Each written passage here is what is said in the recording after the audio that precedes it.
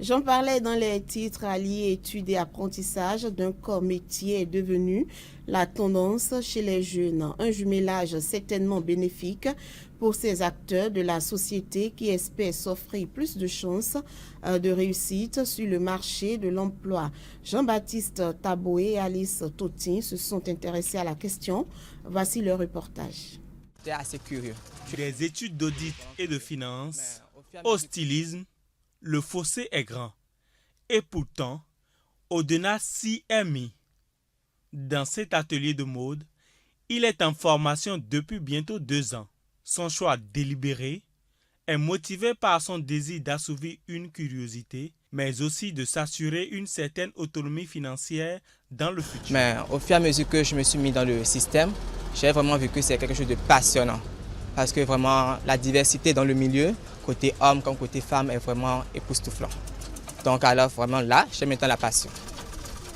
J'ai besoin de m'affirmer et d'assurer aussi ma sécurité financière. Étudiante en secrétariat de gestion à l'École nationale d'administration ENA de l'Université d'Abomey-Calavi, Ezosé totalise presque 12 mois dans ce salon de coiffure. Un métier qu'elle a choisi d'apprendre parallèlement à ses cours à l'université. Une façon de mettre une autre corde à son arc. J'ai choisi de faire la coiffure en plus de ma filière que j'ai choisie à l'université parce que tout d'abord la coiffure c'est quelque chose que j'aimais depuis le bas.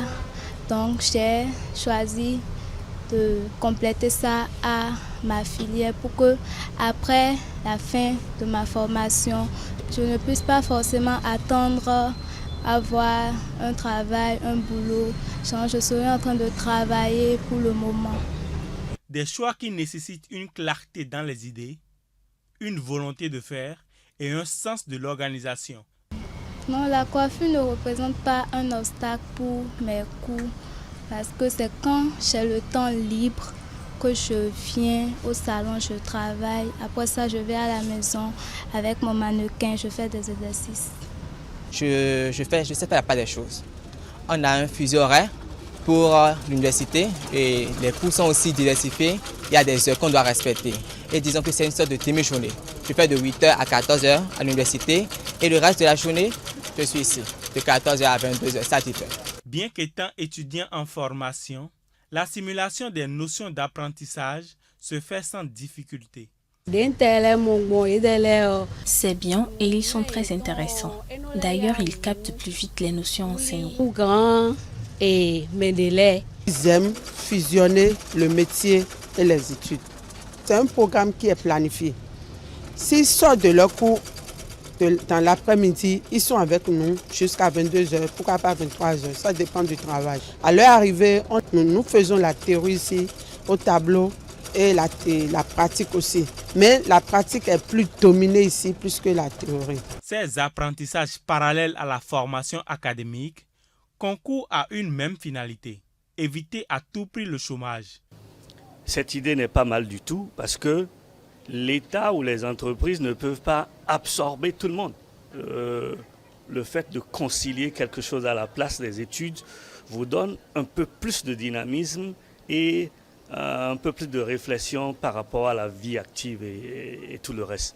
En conciliant, il ne faut pas tomber non plus dans le burn-out, dans une fatigue générale. C'est ça. Donc, les parents doivent s'impliquer pour montrer en même temps aux jeunes étudiants ou la jeune étudiante, là, tu es en train de trop délaisser ce côté pour un autre, alors que l'idée est que tu fasses les deux.